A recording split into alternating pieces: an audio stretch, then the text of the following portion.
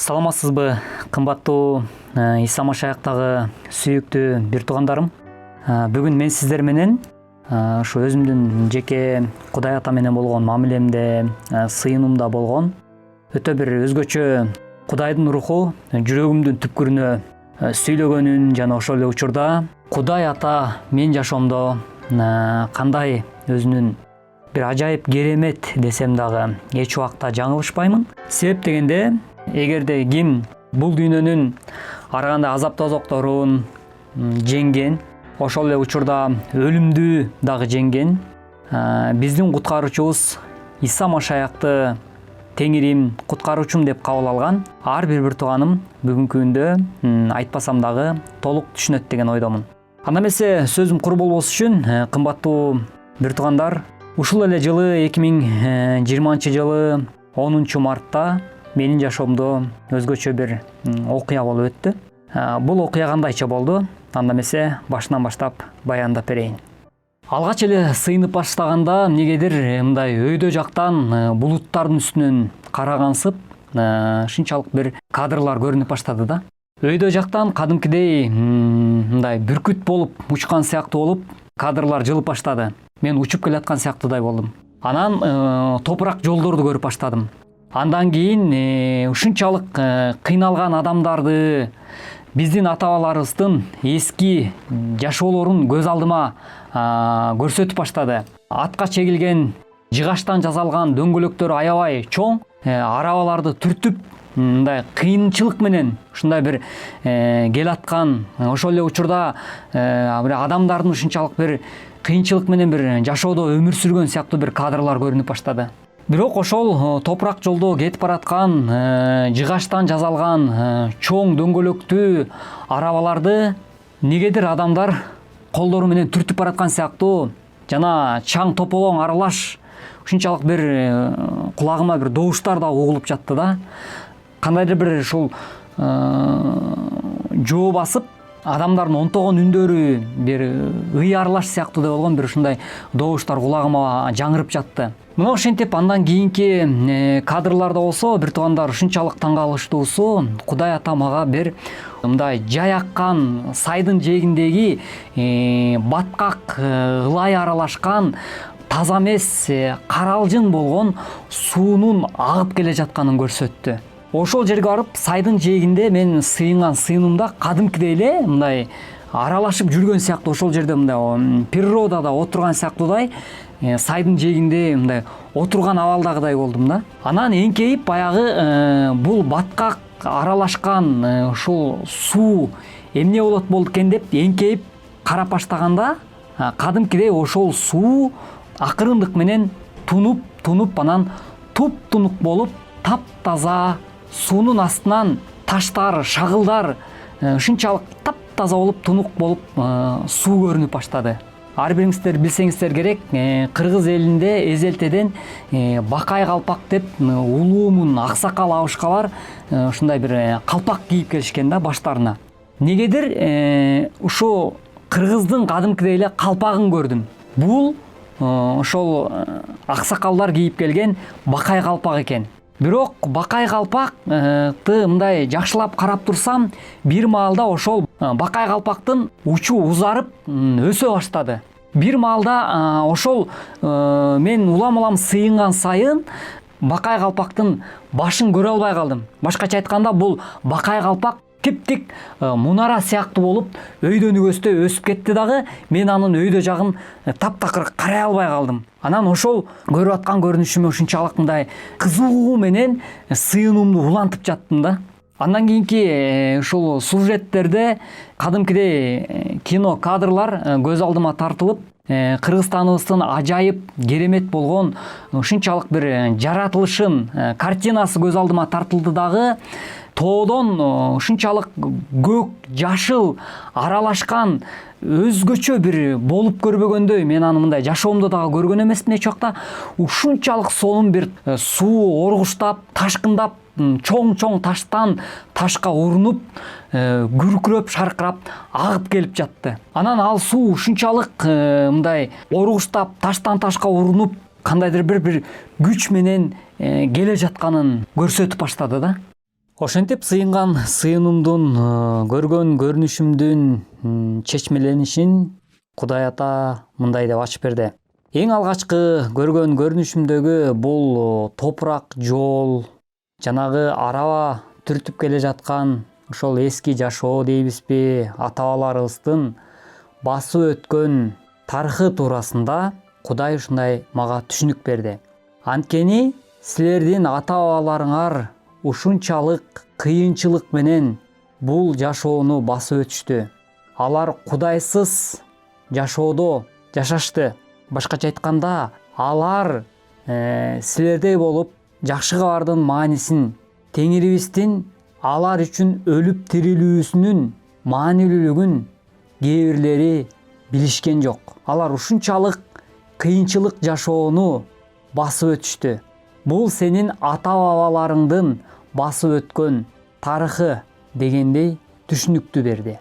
Чоң дөңгөлөк, бул жыгачтан жасалган арабанын дөңгөлөгүн түртүп келаткан нерсе, алардын сыйынган сыйынуулары жана онтогон үндөр, бул ошол эң алгачкы машаякчылардын сыйынган сыйынууларынын, алардын кыйынчылыктары. Ушундай кыйынчылык менен Кудай сөзүн мына бүгүнкү учурдагы бизге окшогон кымбаттуу бир тууганым, жаштарга, кийинки муунга ошол мурунку машаякчылардын алып келген жемиши дегендей түшүнүк берди. Андан кийинки көргөн көрүнүштөрдү болсо, албетте Кудай Ата өзүнүн сөз аркылуу да ачып берди. Мен ал туурасында бир нече мүнөттөрдөн кийин сиздерге кайсыл аяттардын негизинде мага ачылганын окуп айтып бермекчимин. Ал эми кийинки кадрларга көңүлүңүздү бургум келет. Кийинки мен көргөн көрүнүштөгү кадрларда болсо, батка каралаш ылай суу агып келе жатат. Бул агып келе жаткан ылай суу бүгүнкү учурдагы, азыркы убакыттагы жыйындардын абалы туурасында Кудай Ата мага ушундай түшүнүк берди. Себеп дегенде, ал ылай суу бир убакта Кудай сөзү Кыргызстанга үрөөн болуп себилди, жана ал өнүп чыгып бир учур болду дейт. Дүркүрөгөн мезгил болду дейт. Көптөр тобо кылды дейт. Мындайча айтканда, алгачкы эң биринчи жолку ойгонуу болду дейт. Орусча айтканда биз айтып келебиз, пробуждение болду дейт. Ойгонуу болду дейт. Бирок бир убакыт келди, ал токтоп калды. Анткени азыркы убакыттагы жыйындардын баарын деп айтпайм, кээ бир айрым бир жыйындардын, ошол эле машаякчылардын жашоосунда таза эмес нерселер бар дегенди Кудай Ата мага ушул көрүнүш аркылуу көрсөттү. Себеп дегенде, кандайдыр бир жыйындардын ичинде, машаякчылардын жеке жашоосунда көрүнбөгөн күнөөлөр, Кудай Атадан жашыра турган нерселер бар. Бирок убакыт мезгил келет, анын баарын мен тазалайм деди. Кымбаттуу бир тууганым, ушул жерге кунт коюп көңүл бурганыңыз өтө маанилүү. Себеп дегенде, кымбаттуу бир тууганым, ар бир машаякчынын жашоосуна жеке тазалануу убактысы келип жетти. Кудай Ата мага ушул көрүнүштү көрсөтүп жатат. Бир убакыт келет, мен ар бир машаякчыны, ар бир өзүмдүн сүйүктүү уулумду жана баламды, албетте мени чын жүрөктөн издеген, менин ыйык рухумдун үнүн тыңшаган адамдар менен жекеме жеке мени издеп убакыт алганга ушундай бир убакытты алып келем дегендей түшүнүк берди. Ошентип, кымбаттуу бир тууганым, кийинки көрүнүштө жанагы мен көргөн таза эмес, батка карлашкан, ылай аралашкан, кара кочкул болгон сууну Теңир өзү тазалайм деген түшүнүк берди. Анан мен ошол сууну карап жатканда, түбүндөгү, сайдын ичиндеги түбүндөгү майда кум аралашкан таштардан бери ошондой майда көрүнбөгөн, көзгө көрүнбөгөн сыяктуу майда таштардан бери Кудай ата биздин абийирибизди, башкача айтканда сенин кандайдыр бир күнөөлөрүң, кандайдыр бир ошол эле жыйындын дагы күнөөлөрү болсо, ошонун баардыгын Кудай мен ачыкка алып чыгам. Мындайча айтканда, тазаланууга баардыгыңарды алып келем дегендей түшүнүк берди. Бул көрүнүштүн чечмеленишинин мааниси мына ушунда. Ошондой эле кийинки мен көргөн көрүнүштүн дагы бир мааниси, бул мен калпак жөнүндө айтып өттүм. Калпак бул кыргыздын улуттук баш кийими эле болбостон, бул кыргыздын улуттук сыймыгы. Эмне үчүн мен ошол калпакты, эмне үчүн мага Кудай ата ошо калпакты көрсөттү? Анткени биздин азыркы баардык жагынан алганда кыргыз өлкөсү, кыргыз мамлекети, кыргыз жергеси дегеле баардык тарабынан руханий абалыбыз, жалпы машаякчылардын эмнегедир мындай төбүбүз көрүнүп, сыймыктангандай бир деңгээлге жете албай аткан бир учурдай болгон бир абалда турабыз бүгүнкү күндө. Ачыгын айтканда, калпактын өскөнү, мунун мааниси, бир убакыт келет дейт Кудай ата. Бир убакыт келет, мен кыргызымды ушунчалык көтөрөм дейт. Мен кыргызымды ошол калпак өскөн сыяктуу, жалпы машаякчылардын жашоосу, руханий абалы, деңгээли ушу калпак сыяктуу болуп өйдө көтөрүлөт дейт.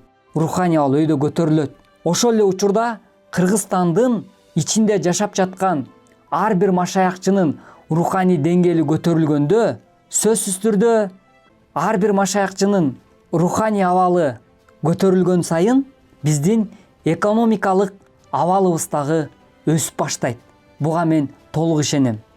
Ошондуктан урматтуу бир туугандар, азыркы биз көрүп аткан айрым бир кыйынчылыктардын таасиринин алдында калбастан, айрым бир кыйынчылык могу жашоодогу түйшүктөрдүн кулу болуп калбастан, тескерисинче Кудай атанын үнүн угууда, Кудай ата менен болгон баарлашууда, сыйынуубузда болобу, аны менен болгон жеке мамилебизде көбүрөөк Кудай ата бизге эмнени айткысы келип жатат, рухубузду тыңшап, анын сөзүн укканга, анын ыйык руху биздин жүрөгүбүзгө эмне деп сүйлөп жатканын укканга аракеттенишибиз керек экен.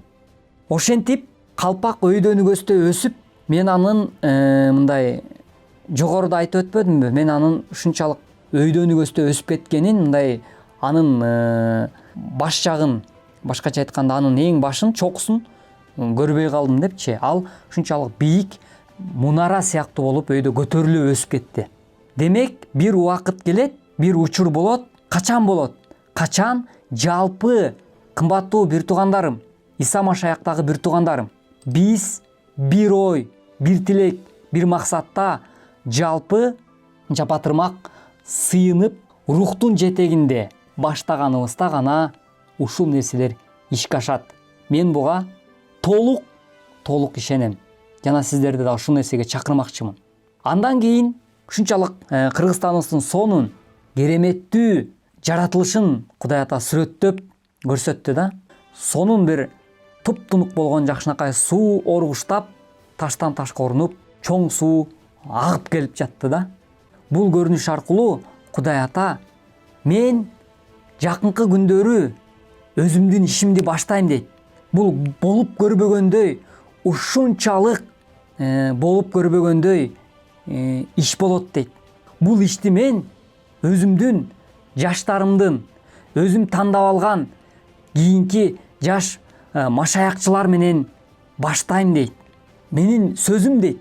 Менин сөзүм ушунчалык суу сыяктуу оргуштап, таштан ташка урунуп, ушунчалык өзүнүн добушун чыгарып, ушундай менин сөзүм дейт.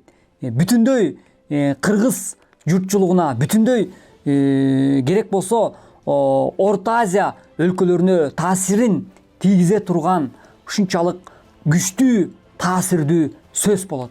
Бул ишти мен кийинки урпактар менен, кийинки жаштар менен ушундай өзүмдүн кереметтүү иштеримди кылам дейт.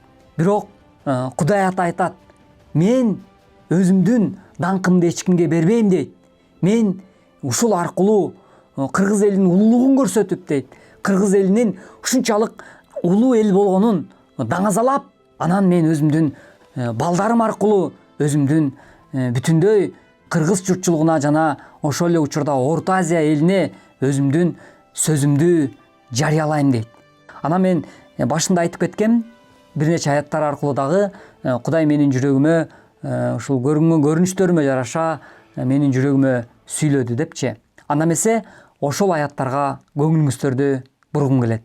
Ушу көргөн көрүнүштөрүм туурасында мага ошол өзүңүздүн сөзүңүздөн дагы ачып бериңиз деп сурап жатканда, Кудай Ата мага Жоэл пайгамбардын 2 бөлүм 28-29 аяттарынан жүрөгүмө сүйлөдү да.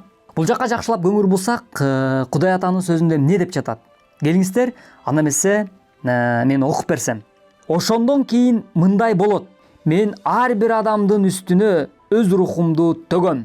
Ошондо уулдарыңар менен кыздарыңар пайгамбарчылык кылышат, карыяларыңар түш көрөт, жаш балдарыңар көрүнүш көрүшөт дейт.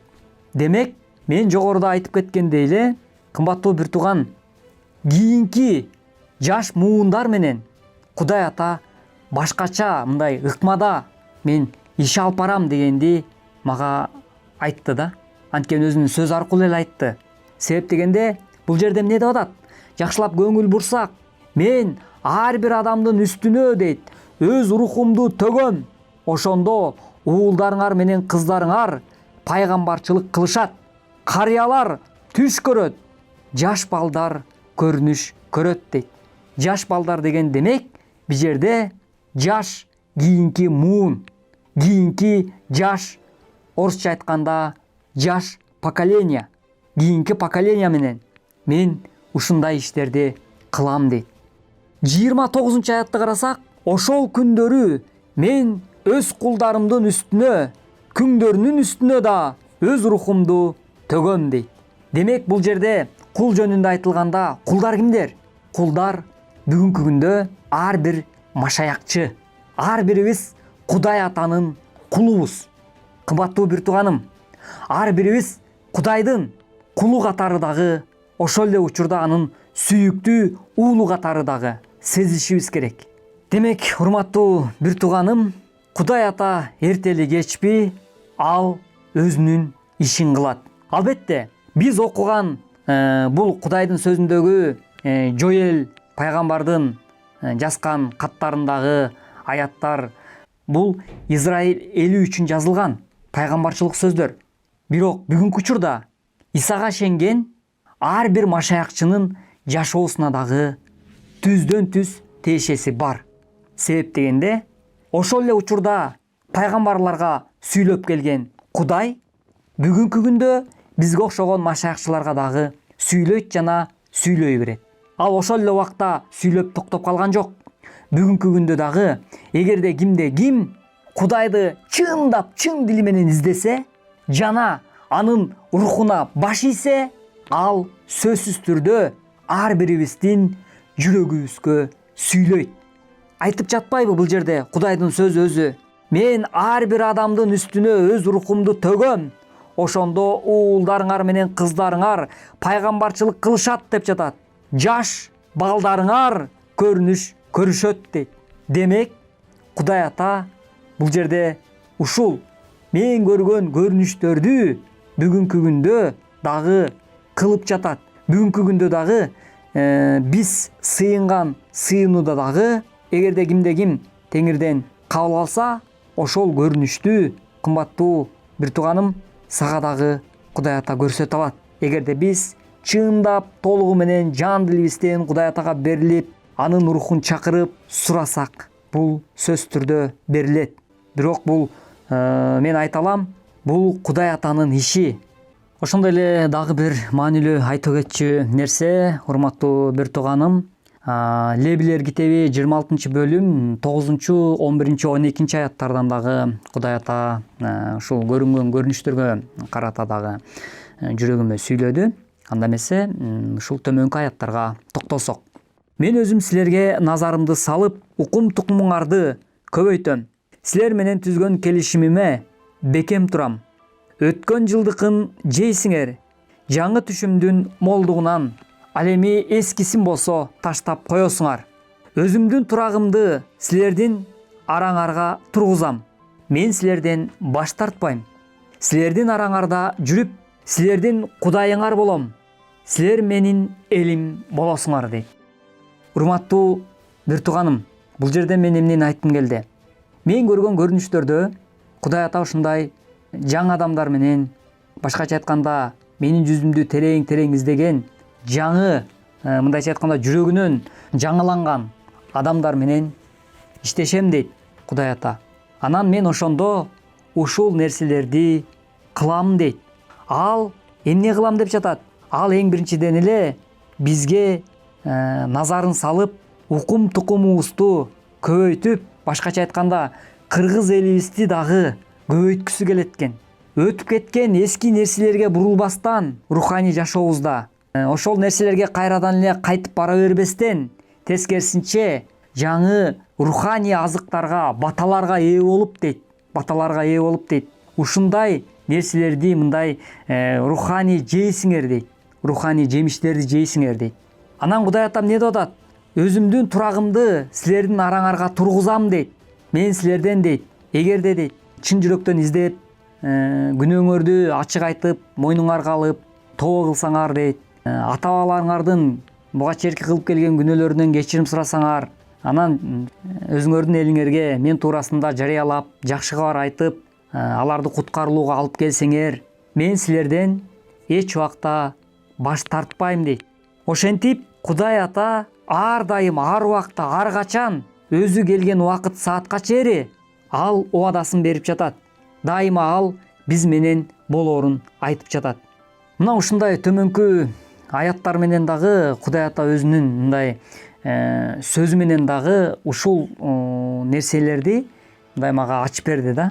Бул жерде дагы ошо Израилине карата айтылып атат, албетте, пайгамбарчылык сөз иретинде, башкача айтканда мындай Израилине карата болгон батасы жөнүндө айтып атат. Бирок бүгүнкү күндө ошол эле учурда Израилине сүйлөгөн Кудай, ошол эле Израиль уулдарына сүйлөгөн Кудай, Жакыптын, Ыбрайымдын, Ыскактын Кудайы деп биз кайрылып келебиз. Ошол Кудай бүгүнкү күндө дагы эле ошондой иштерди кыла турчу Кудай. Кымбаттуу бир тууганым, ошондуктан биз бул нерселерге толук 100% эч шектенбестен ишенишибиз керек. Жана болоорун күтүп жашашыбыз керек. Андыктан урматтуу бир туугандарым, бул айтылган баардык сөздөр Кудайымдын сөзү деп кабыл аласыздар деген үмүттөмүн. Негизинен эле Кудай Ата ар дайым ар бир адам менен өзгөчө ыкмада иштешет жана иштешип келе берет. Анан мен сыйынып атканда дагы Кудай Ата ошол Матайдын жазган жакшы кабардан 16-бөлүм 17-аятын көрсөттү. Бул жерде албетте биз окуганда Иса ошол учурда Жунус уулу Шимон, сен бактылуусуң, муну сага адам эмес, асмандагы Атам ачып берди деген сөзүн окуйбуз. Бирок ушул сөз эмнегедир мага Кудай Атадан мага дагы жекече айтылган сыяктуу сезилди. Анткени мен сыйынып жатканда Матай 16-17-аят деп ушундай көрүнүш болду. Анан бул жерде окусам, мындай деп жазылып турган экен. Ошондо Исага мындай деди: бактылуусуң сен, Жунус уулу Шимон, муну сага адам эмес, асмандагы Атам ачып берди деп Иса айтып жатат. Бул негизи биз окусак бул жерде жыйын жөнүндөгү биринчи жолку жакшы кабар туурасында баяндалат. Муну баардыгыңыздар билесиздер.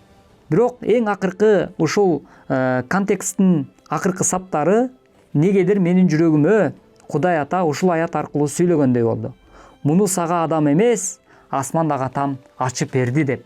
Урматтуу бир туугандар, андыктан ар дайым жүрөгүңүздөргө Кудайымдын руху жана анын өзүнүн ыйык жазуусу аркылуу жана ошол эле учурда ар кимибиз сыйынган учурда сыйынган сыйынууларыбызга жараша Кудай Атадан болгон руханий жоопторду ала берели жана жашооңуздар ар дайым руханий жактан жемиштүү боло берсин деген тилегимди билдирип, мен сөзүмдү жыйынтыктамакчымын.